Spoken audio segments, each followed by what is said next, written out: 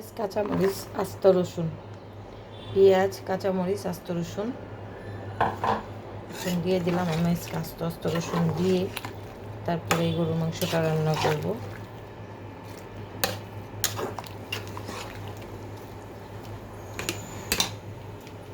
এখনই দিয়ে দিচ্ছি বড় বড় দুইটা রসুন, আরও একটা রসুন কোয়া করে দিয়েছি। তো হইতে থাক। এই তো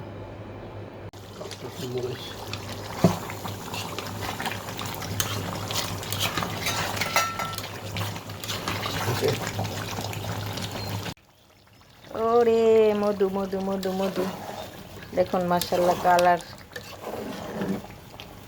70% সিদ্ধ হয়ে গেছে। এখন আমি ঝোল দিয়ে দিব।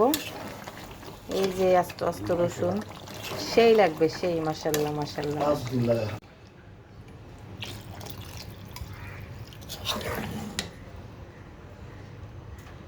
শুনো গে নাড়া দাও, মিশিয়ে দাও।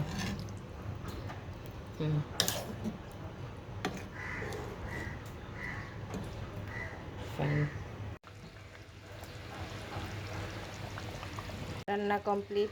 এতটা সুন্দর লোভনীয়, একদম মোমের মতন গলে গেছে। আমি ভাজা জিরার গুঁড়া দিয়ে দিলাম, একটু দেখাই আপনাদেরকে কি পরিমাণ নরম হয়েছে।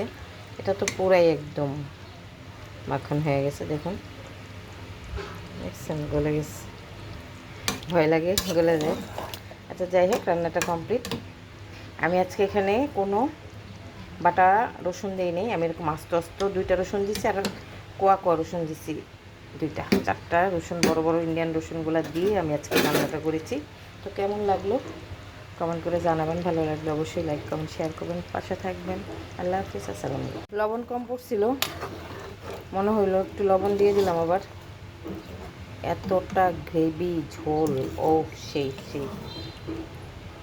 তো জানি না এখন হইলে হইব নাইলে নাই, যাই হোক হয়ে গেছে। এখন আমি সার্ভ করবো একটা বাটিতে। একদিন বাসায় এইভাবে আস্ত রসুন দিয়ে রান্না করে খেয়ে দেখেন, অনেক টেস্ট। গরুর মাংস রান্না কমপ্লিট হয়ে গেল, মাখন মাখন হয়ে গেছে একদম। দেখুন কতটা লোভনীয় লাগছে।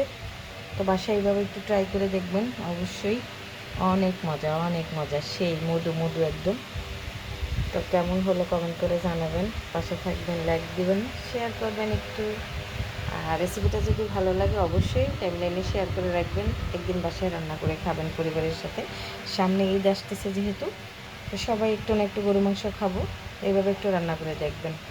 তো ভালো থাকবেন সবাই, দোয়া করবেন আমার জন্য, আমি আপনাদের জন্য দোয়া করি। আল্লাহ হাফিজ, আসসালামু আলাইকুম।